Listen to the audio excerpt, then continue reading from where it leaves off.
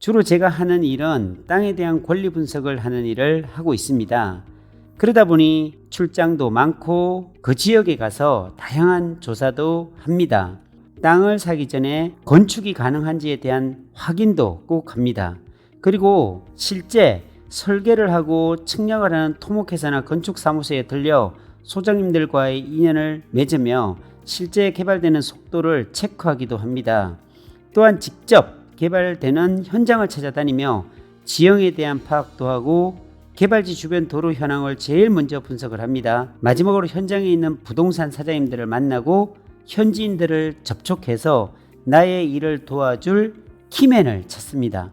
땅에 대한 정보는 외지인들이 현지인들을 절대로 이길 수 없기 때문에 현지인들의 도움이 절대적으로 필요로 합니다. 물건에 대한 정보는 아무래도 현지인들이 가장 많이 알고 있고 현지인들의 주변 사람들을 연결시키다 보면 좋은 물건들을 확보할 수가 있습니다. 안녕하세요, 오픈마인드입니다. 오늘은 토지 권리 분석의 중요성에 대한 이야기를 나눠보도록 하겠습니다. 유튜브 방송을 하다 보면 전화가 참 많이 옵니다. 대부분 토지에 관한 문의가 많고 땅을 소개해 달라는 전화가 대부분입니다. 전화를 일일이 다 받다 보면 정작 나의 일을 하지 못할 때가 많습니다. 여러 지역의 개발 호재와 재료들을 계속 업데이트해서 올려드리기 때문에 부동산에 관심을 가지고 계신 투자자분들과 유튜브 구독자분들의 지속적인 응원을 받고 있습니다. 전화 오시는 분들의 질문 속에 반복된 질문이 있습니다. 선생님은 정확하게 어떤 일을 하고 계시나요? 유튜브 방송만 하시나요? 아님 부동산 중개도 하시나요? 하는 질문을 많이 받습니다. 저는 농업회사 법인과 부동산 법인, 토목 건축 법인을 운영하고 있는 법인 대표입니다. 직원도 여러 명 있습니다. 주로 제가 하는 일은 땅에 대한 권리 분석을 하는 일을 하고 있습니다. 그러다 보니 출장도 많고 그 지역에 가서 다양한 조사도 합니다. 개발되는 지역의 도시개발 계획을 공부하고 그 지역의 현장 방문을 통한 임장활동을 하고 시정 소식이나 관보를 들여다보기도 하고 시청이나 면 소재지 관공서에 가서 현재 개발이 진행되는 사항에 대해서 공무원들에게 물어보기도 합니다. 개발행위 허가사항에 대해서 따져보기도 하고요. 땅을 사기 전에 건축이 가능한지에 대한 확인도 꼭 합니다. 그리고 실제 설계를 하고 측량을 하는 토목회사나 건축사무소에 들려 소장님들과의 인연을 맺으며 실제 개발되는 속도를 체크하기도 합니다. 또한 직접 개발되는 현장을 찾아다니며 지형에 대한 파악도 하고 개발지 주변 도로 현황을 제일 먼저 분석을 합니다. 개발지에서 나오는 도로는 어디에 있는지, 도로 확장 계획은 있는지, 추가 수용될 토지는 계획에 잡혀 있는지 나름 분석하고 예측 가능한 모든 자료들을 수집을 하고 마지막으로 현장에 있는 부동산 사장님들을 만나고 현지인들을 접촉해서 나의 일을 도와줄 키맨을 찾습니다. 땅에 대한 정보는 외지인들이 현지인들을 절대로 이길 수 없기 때문에 현지인들의 도움이 절대적으로 필요로 합니다. 물건에 대한 정보는 아무래도 현지인들이 가장 많이 알고 있고 현지인들의 주변 사람들을 연결시키다 보면 좋은 물건들을 확보할 수가 있습니다. 저의 최종 목표는 최고의 좋은 토지를 확보하는 것을 목표로 하고 있습니다. 오늘 가장 저렴하고 가장 좋은 땅을 찾는 것을 목표로 하는 거죠. 결국 이 모든 어렵고 까다로운 절차들을 거치는 것은 좋은 땅을 확보하는 전초적인 작업인 것입니다. 예를 들어 우리가 어려운 수학 문제를 풀 때는 반드시 공식을 대입하고 풀어가야 정확한 답을 찾을 수가 있듯이 좋은 땅을 찾을 때는 이러한 다양한 정보들을 확보 후에 땅을 찾는다면 원하는 땅을 찾을 수가 있습니다. 아주 간단한 원리지만 아주 하기 힘든 작업이기도 합니다.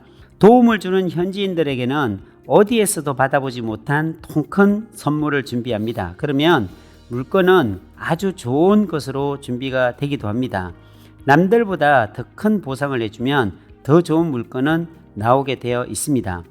땅에 대한 권리 분석을 하다 보면 새로운 개발지를 찾게 되고 이러한 정보를 유튜브를 통해 올려드립니다.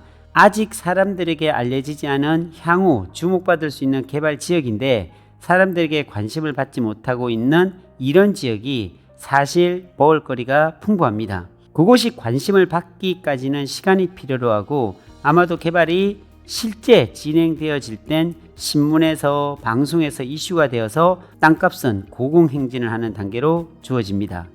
용인 SK하이닉스가 그랬고요. 서울 세종간 고속도로가 지나가는 안성이 그랬고 고덕신도시와 삼성반도체가 건설되는 평택이 그랬습니다. 또한 1700만 평이 개발되는 송산 그린시티와 국제 테마파크에 이런 현상들이 일어나고 있는 중입니다. 이렇게 크게 개발되는 지역에서 일을 하다 보면 성공 확률이 매우 높습니다. 더욱 정확한 권리 분석을 하면 실패를 할 수가 없습니다. 개발이 된다는 것은 그 지역의 땅이 필요하다는 이야기입니다. 토지의 가격은 수요와 공급의 언밸런스가 일어날 때 지가가 요동칩니다. 토지를 찾는 수요가 많아지는데 찾는 물건이 없을 때 토지 가격이 수직으로 상승한다는 이야기입니다. 개발의 의미는 조용하던 시골 마을에 신도시나 산업단지 개발이 시작되면서 토지가 필요하다는 것이고 필요한 땅이 많으면 많을수록 주변 땅값은 올라가게 되어 있습니다. 그 이유는 토지는 공장에서 생산해내는 공산품이 아니기 때문입니다. 토지는 주어진 양이 딱 정해져 있습니다. 토지가 어디에서 새롭게 만들어질 수가 없다는 것이 토지입니다. 결국 주어진 토지 내에서 개발되는 땅을 내줘야 한다는 말입니다. 개발이라는 이유로 토지를 내주다 보면 토지는 모자라게 되어 있습니다. 그러면 토지를 살려고 하는 사람들이 많고 팔려고 하는 사람이 적다면 어떻게 될까요? 너무도 당연하게 토지는 상승하게 된다는 진리가 성립하는 거죠. 이처럼 수요와 공급이 적절하게 맞아지면 사실은 토지 가격이 완만하게 상승합니다.